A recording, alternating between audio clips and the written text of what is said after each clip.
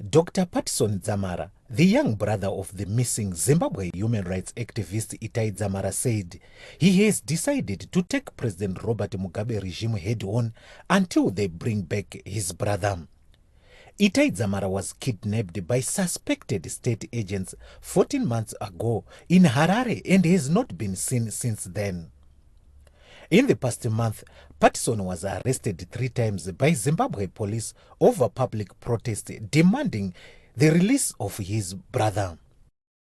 I came to a point where I told myself that I cannot afford to let my brother down. That's number one.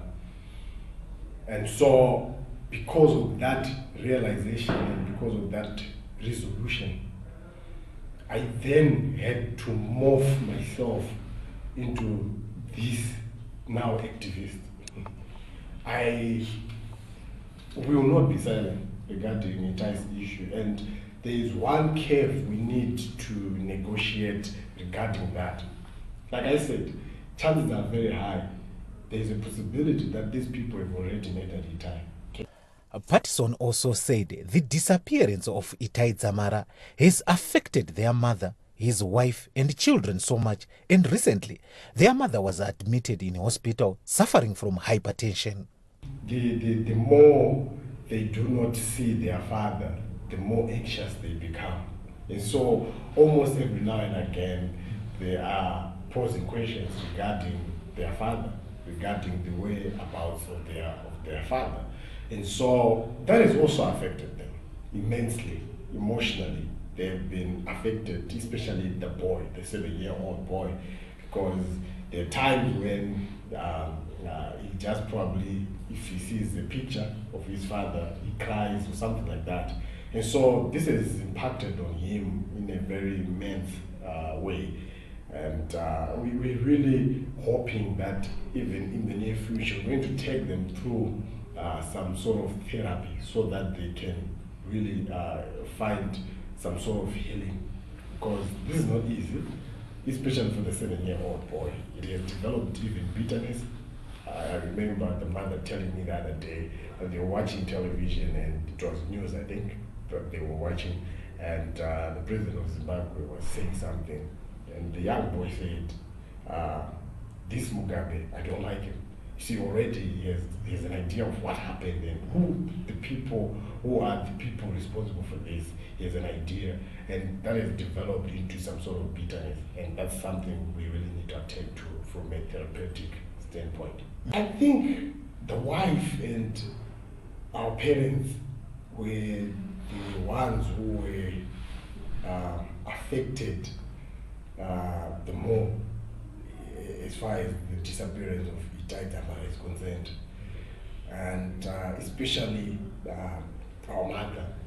And so even as we speak right now, she is not feeling well, and I'm sure it's stress related, and the stress has everything to do with the disappearance of her son. And not only that, if, as you have realized, I've also taken a step to stand for what is true and what is right regarding the disappearance of my brother. And that also leaves her in a very precarious position where she's also even worried about me regarding my safety and security.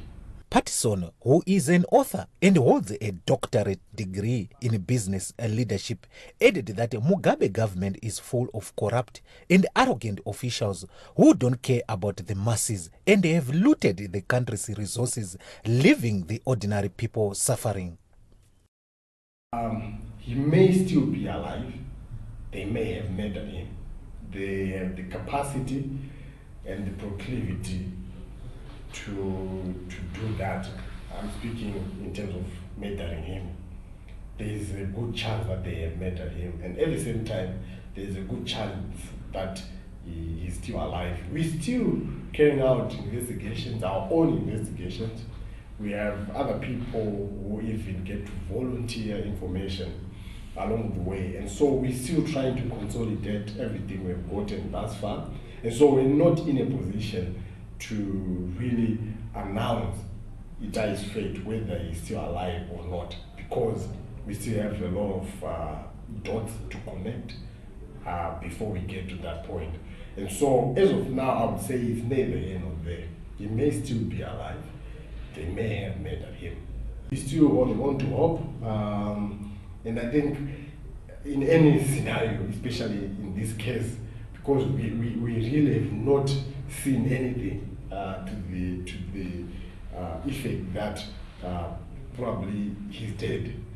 We're still in that denial mode, and we're still in that mode of hope.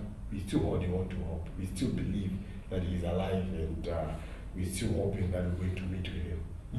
He said he is ready to lead protests against the Mugabe government and force them to reveal whereabouts of all human rights activists who have been missing since the 92-year-old president took power 36 years ago.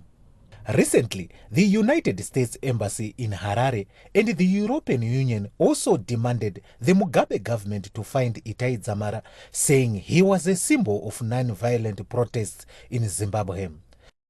What I am doing regarding Itai's disappearance is actually two-pronged. Number one, of course, it's all about Itai, right? That's the premise of that's the departure point, as it were.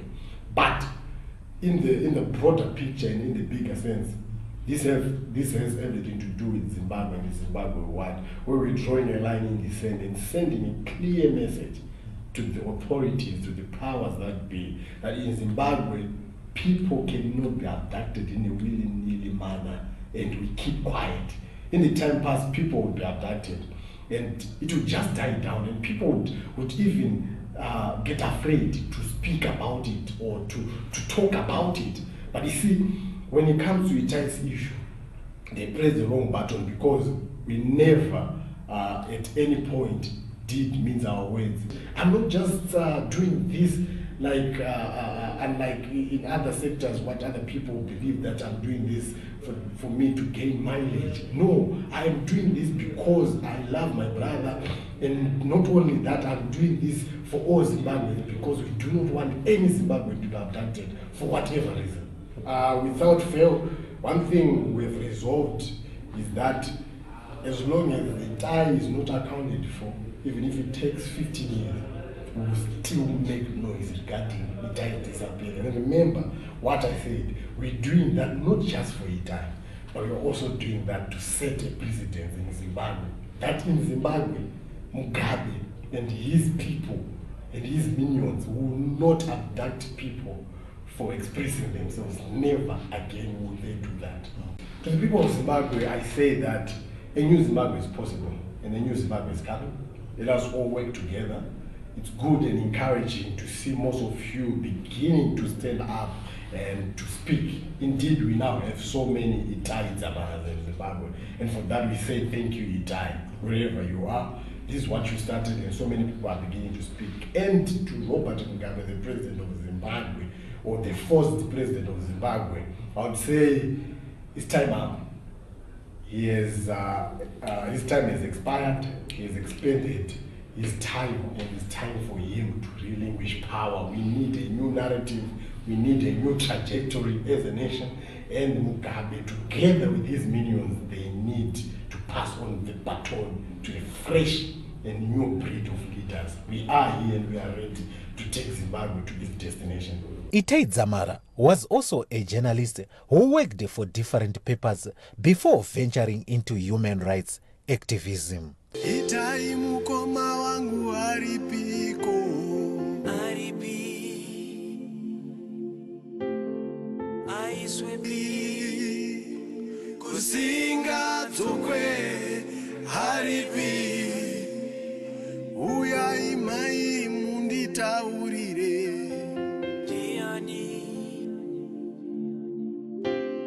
Diani, atana ruarenyu, Diani. Pindai Dube, ANN7, Harare, Zimbabwe.